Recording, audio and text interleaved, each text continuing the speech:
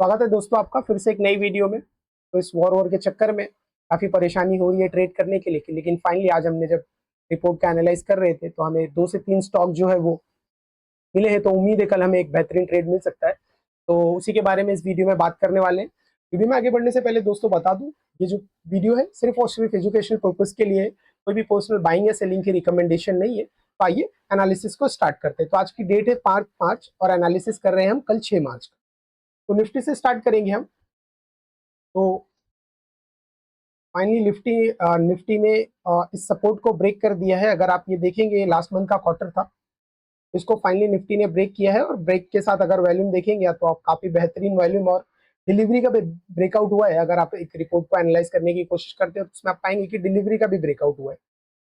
तो अब यहाँ पे हम ये देखते हैं, अगर मैं इसको ड्रॉ करूँ यहाँ से, लेग को मैं ड्रॉ करने की कोशिश कर रहा था लास्ट वीडियो में, हमने आपने देखा होगा। तो यहाँ पे हाइस टूटने लगे और फाइनली ये जो यहाँ तक कंसीडर कर सकते हैं। आज इसका ये मोस्टली रिट्रेसमेंट था। तो कल से हमारी स्ट्रैटेजी, कल के लिए हमारी प्लानिंग यही रहेगी कि हम जो है हाई से सेल करने की कोशिश करेंगे। तो अगर आप अभी यहाँ पे ये इंटरनेशनल मार्केट है, अगर आप इसको देखते हैं तो यहाँ पे डॉ जोन्स जो है वो तकरीबन 2% से माइनस में ऑलरेडी डाउन है। और अगर थोड़ा सा स्क्रॉल करके गिफ्ट निफ्टी को देखते हैं तो वो भी 1 से 1.5% जो है वो डाउन में अभी तक तो बता रहा है। तो ओवरऑल सेंटीमेंट जो है वो बेरिश हो चुका है, वॉर भी चल रही है, उसके बाद में ये स्ट्रॉन्ग सपोर्ट भी टूट गया है। पास्ट में अगर आप इसको देखते हैं, ये देखिए, पास्ट में यहाँ पे मल्टीपल टाइम इसको रेजिस्टेंस भी बनाने की कोशिश किया है और मल्टीपल टाइम इसने सपोर्ट भी लेने की कोशिश। तो मोस्टली तो इसके नीचे ही ओपन होगा, ये क्वार्टरली लेवल के नीचे ओपन होता है, यही हमारे लिए बेहतरीन भी होगा। ये क्वार्टरली लेवल के नीचे होगा तो फिर क्या करेंगे, हम ब्रेकआउट में ट्रेड करने की कोशिश करेंगे। अभी तक हम क्या कर रहे थे दोस्तों, पहले रेजिस्टेंस को ब्रेकआउट कर दे रहा था, उसके बाद से हम वहां से शॉर्ट कर रहे थे होने के बाद। लेकिन अब हम क्या करने वाले हैं, कल के दिन सपोर्ट से शॉर्ट करने वाले हैं। जैसे सपोर्ट ब्रेक होता है, इंट्राडे का हो या किसी भी मेथड से आप सपोर्ट ड्रॉ करते हैं और वो ब्रेक हो जाता है, तो उसके बाद से वहां से हम शॉर्टिंग करने वाले हैं। ठीक है, तो मोस्टली कल यहाँ पर ही ओपन होगा तो वो 100% वीकनेस की निशानी देगा हमें। तो उसके बाद से आज तो हमने ग्रासिम को ट्रेड किया हुआ, आप देख सकते हैं। खास नहीं, 1:2 का ही टारगेट था, वो अचीव हो गया है। और लास्ट वीडियो में हमने आईसीआईसीआई बैंक के बारे में बात की थी और यहाँ पे आप देखेंगे उस दिन तो हमने एक बेहतरीन और बहुत अच्छा ट्रेड किया था। 1:4 का ट्रेड था दोस्तों। उसके बाद से फिर वॉर में मार्केट काफी वॉलेटाइल हो गया है। अगर आप विक्स इंडिया को चेक करते हैं, देखते हैं तो 23% के आसपास में जा रहा है, मतलब मार्केट में बहुत ज्यादा ही वॉलेटिलिटी है। उसकी वजह से क्या हो रहा है, शॉर्ट कर रहे हैं तो भी स्टॉप लॉसेज हो रहे हैं और लॉन्ग कर रहे हैं तो भी स्टॉप लॉसेज हो रहे हैं, कि मार्केट जो है वो एकदम वॉलेटाइल मूवमेंट में अप डाउन कर रहा है। तो अभी मार्केट में बायर की एंट्री हो गई आज, तो कल हमें फ्रेश सेलिंग होने वाली है मार्केट में। तो अगर फ्रेश सेलिंग होती है तो उम्मीद है कि हमारे स्टॉक में हमें 1:3 1:4 का टारगेट मिल सकता है। तो उसके लिए सबसे पहले हमारे पास जो स्टॉक है उसमें आप देखेंगे एल होगा। एल को अगर आप देखते हैं तो आज का टॉप गेनर भी है, टॉप गेनर की लिस्ट में भी है, टॉप 5 होते हैं तो उसकी लिस्ट में भी है। और इसने इस रेजिस्टेंस को आप यहाँ पे देख रहे हैं कि इसने ब्रेक करके क्लोज किया है। लेकिन अगर मैं अंदर जाके देखता हूँ ना, तो इसने एग्जैक्टली जो क्लोजिंग है ना इस लेवल के नीचे करी हुई, विदाउट वैल्यू विदाउट डिलीवरी। तो एक ये स्टॉक हमारे लिए बेहतरीन हो सकता है, क्योंकि ये टॉप लूजर में टॉप गेनर बन चुका था, मतलब ये महंगा भी हो चुका है। प्लस इसमें अगर आप देखेंगे काफी टाइम के बाद हायर हाई की हायर लो की फॉर्मेशन हुई है। तो कल ट्रेडर एक्साइटेड होंगे इसे शॉर्टिंग करने के लिए। तो सेम यहाँ पे ओपनिंग होने के बाद, ओपनिंग तो मुझे लगता है कि वो यहाँ पे ये जो सपोर्ट को रेजिस्टेंस को ब्रेक करके दिया है ना, इसके नीचे ही यहाँ पे कहीं ओपन करना चाहिए। तो हम वेट करते हैं कि एक बार इंट्राडे में हायर हाई हायर लो की पोजीशन बनेगी, उसके बाद इसका ब्रेकआउट होगा तो ये हमारे लिए सपोर्ट होगा। तो हम यहाँ से इसको सेल करने की कोशिश करने वाले हैं। तो दोस्तों जरूर से मॉर्निंग में आपकी कॉन्फर्मेशन मनी मैनेजमेंट के हिसाब से शॉर्ट कीजिएगा।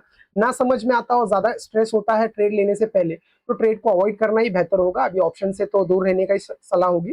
कैश मार्केट पे आप ध्यान से कीजिए, थोड़ा थोड़ा सीख के, थोड़ा थोड़ा वहां से चार्ट पैटर्न्स को, कैंडल को, प्राइस एक्शन को एनालाइज करते करते अब धीरे धीरे ट्रेडर बनने की जर्नी में आप पार्टिसिपेट कर सकते हैं। क्योंकि ऑप्शन तो है वो बहुत बड़ा सब्जेक्ट हो जाएगा, तो उसमें बहुत ज्यादा डिफिकल्टीज है, हम कभी ऑप्शन में ट्रेड नहीं करते।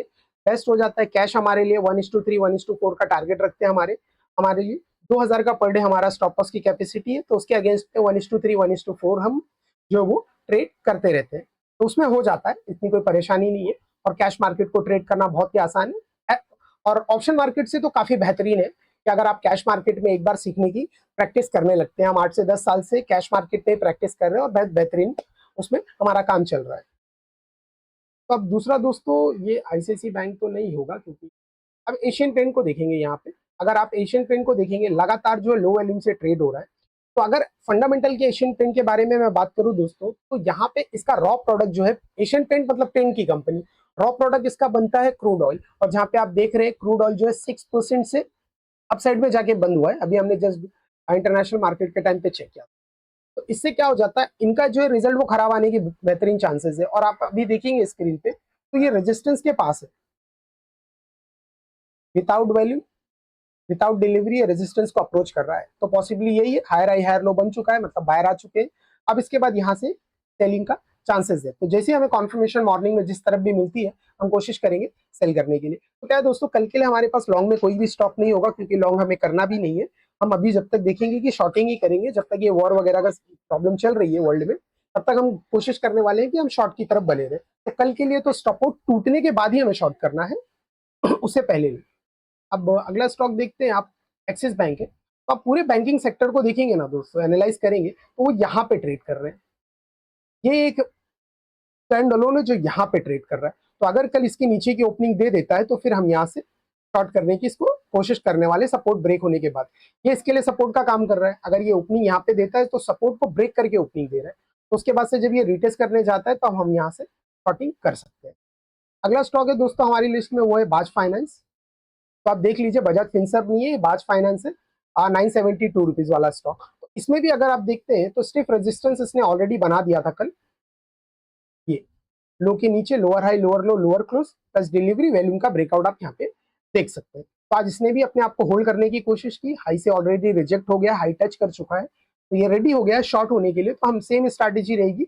मोस्टली तो ये नीचे ही ओपनिंग होने वाला है। तो अगर नीचे ओपनिंग होता है, तो जैसे इंट्राडे का सपोर्ट बन के टूट जाता है, उसके बाद से हम अपनी कॉन्फर्मेशन लेने के बाद मनी मैनेजमेंट के हिसाब से हम हमारा ट्रेड जो है प्लान कर सकते हैं।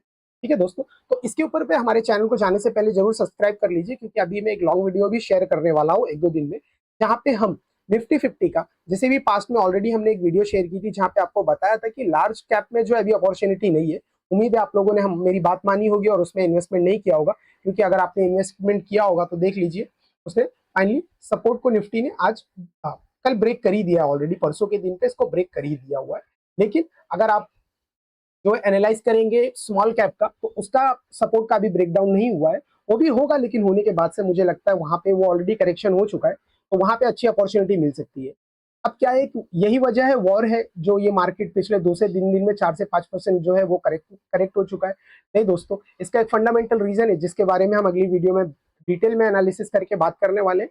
तो जाने से पहले चैनल को सब्सक्राइब कर दीजिए, वीडियो को शेयर करते रहिए, और मिलते हैं फिर कल का। आज का ट्रेड तो आपने देख लिया, एनालिसिस मिलते हैं अगले एजुकेशनल वीडियो में दोस्तों।